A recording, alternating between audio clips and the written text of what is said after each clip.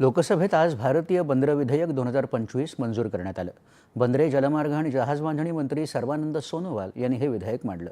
बंदरविषयक कायद्यांचं आधुनिकीकरण, सर्व बंदरांचा एकात्मिक विकास करून उद्योगस्नेही वातावरण आणि पर्यावरणविषयक नियमांचं पालन करण्याच्या दृष्टीनं या विधेयकात तरतुदी आहेत।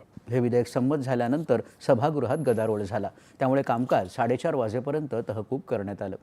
राज्यसभेत आज क्रीडाविषयक 2 विधेयकांवर चर्चा होते आहे। क्रीडा मंत्री मनसुख मांडवीय यांनी या चर्चेची सुरुवात करताना विधेयकाचं महत्त्व सांगितलं। या दोन्ही विधेयकांना लोकसभेनं काल मंजुरी दिली आहे।